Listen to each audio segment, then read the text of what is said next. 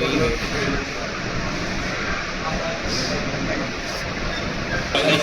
UAE not display price inclusive of VAT. अगर आपने जो है मैंने प्राइस आप मेंशन नहीं कर रहे, चाहे वो प्रोडक्ट पे है या नहीं, उस पर आप गारंटी लग सकती है 5,000। Not defined the authority of applying tax based on 2,500 not complying with condition related to the transfer of its indesignated amount, 50,000 dirham or 50% unpaid tax related to the policy. Not issuing tax. अरे ये बंद कर दो. Not issuing tax invoice or alternative document while making supplies. इसके जो है या तो इनवॉइस इशू नहीं करना है या फिर अल्टरनेटिव कोई इसका डॉक्यूमेंट है वो इशू नहीं करना है, उस पर 2,500 की आपकी धर्म की पेनल्टी लगेगी। Not issuing tax credit note और अल्टरनेटिव डॉक्यूमेंट, क्रेडिट नोट वगैरह आप इशू नहीं कर रहे हैं तो उसको भी सेम पेनल्टी लगेगी। Not following the condition and procedure related to issuing electronic tax invoice and electronic credit note, तो सेम है penalty for not complying with tax procedure in UAE। ये किसके हाथ में है, क्या है? Not keeping the record as mention in the tax procedure law under tax law. तो अगर आप अपने रिकॉर्ड्स मेंटेन नहीं करें, अकाउंट्स मेंटेन नहीं कर रहे हैं तो 10,000 को फर्स्ट टाइम एंड 20,000 को ईच रिपीट, आपने अगर इसे दोबारा रिपीट किया। Not submitting the record in Arabic and authority request, authority आपसे अरबी का जो है रिकॉर्ड मांगना चाह रहे हैं तो अरबी में आप अरबिक लैंग्वेज में आपके लोगों, लेकिन आपने नहीं दिया है तो 20,000 की पेनल्टी लग सकती है।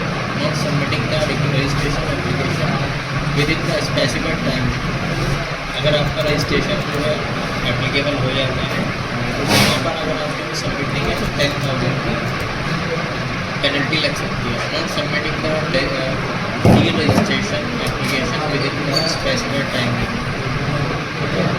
1,000 every month per month, maximum 10,000. Not informing amendment of tax record to the authority, कुछ अमेंडमेंट करे हैं आपने तो उस पर भी आपको पेनल्टी पेड करनी पड़ेगी। और ऐसे तो सारे वही हैं पेनल्टी के, सारे पेनल्टी के आ रहे हैं। पेनल्टी इसमें तो इतना कमागा ना आदमी जितना पेनल्टी में भर देगा अगर काम ना करेगा तो। हाँ ये पड़ता है रिवर्स चार्ज वगैरह तो बात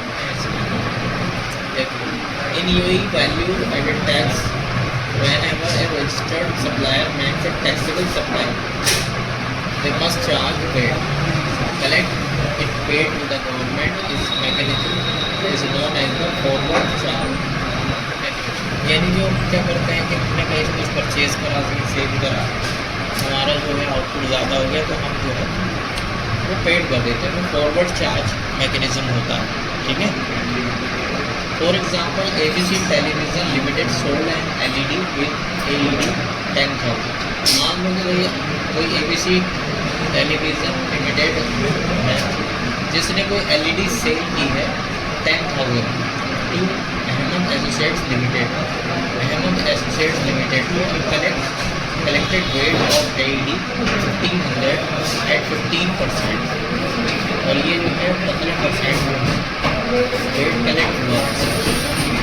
The weight of AED 1,500 is collected on the forward charge basis। तो ये जो है इस पर जो 1,500 रुपये जमा होंगे ये फॉरवर्ड चार्ज बेसिस पर जमा होता है। UAE weight law and executive regulation notified specific supplies under the river charge mechanism। The article explains all about the river charge mechanism under UAE weight। तो यहाँ पर जो रिवर चार्ज मेकेनिज्म का क्या है, किस तरह से उसको यहाँ पर What is the river charge mechanism in UAE? The UAE weight law notifies specific supplies under RCM. When a transaction involves notified supply, the buyer of goods or recipient of service is responsible for paying the tax to the government. Unlike the forward chain, where the supplier is liable to pay tax. तो यहाँ पर ये होता है कि यहाँ normally supplier जैसे जमा करता है टैक्स को, तो यहाँ पर रिसिपिएंट जो है जमा करेगा टैक्स जो गुड्स को परचेज करता है।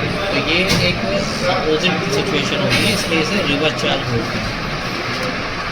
वाई रिवर्स चार्ज मैकेनिज्म, ये क्यों होता है? The government has introduce the concept of reverse charge mechanism to ensure that the VAT is collected when the supplier is not an taxable person.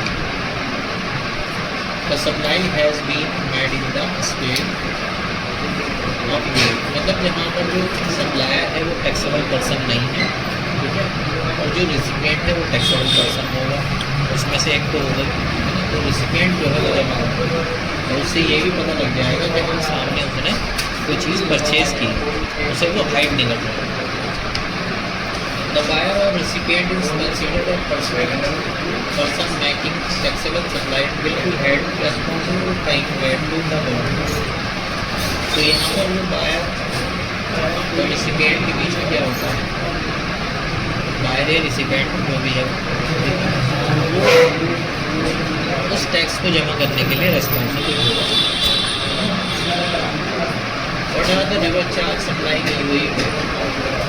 The UAE VAT law listed a few supplies that fall under the reverse charge mechanism and notified a few in addition to that under the UAE executive regulation. The below supplies fall under the reverse charge mechanism. तो कुछ supplies हैं जिन पर reverse charge लगाया जाएगा, जैसे import of specific goods और services for business. Business में कोई गुड्स या सर्विस आपने, ठीक है, बाई की है, परचेज करा है। Taxable supply of any unprocessed or processed natural gas, crude or real refined oil, or any hydrocarbons for resale. Further, using the same for the production and distribution of energy between the registered supplier and buyer in UAE. तो यहाँ पर जो taxable supply है जो unprocessed है या processed natural gas है, crude oil, refined oil और हाइड्रोकार्बन, तो इस तरह के जो प्रोडक्ट्स हैं अगर वो सेल किया जा रहे हैं, ठीक है, तो ऐसे प्रोडक्ट्स पर जो है रिवर्स चार्ज अप्लाई हो जाती है। सप्लाइंग गुड्स और services by a person who does not have a place of residence to a taxable person who has a place of residence in UAE. Supply of goods or services by a person who does not have a place of residence to a taxable person who has a place of residence in UAE. मतलब इनका कोई place of residence तो नहीं है, लेकिन ये यहाँ पर UAE में रहते हैं, ठीक है। इस तरह के तो कुल मिला के जो आप परचेज कर रहे हो किस सप्लायर से वो अनरजिस्टर्ड होगा, इसमें लिखा है, यानी वो टैक्स चार्ज नहीं कर सकता।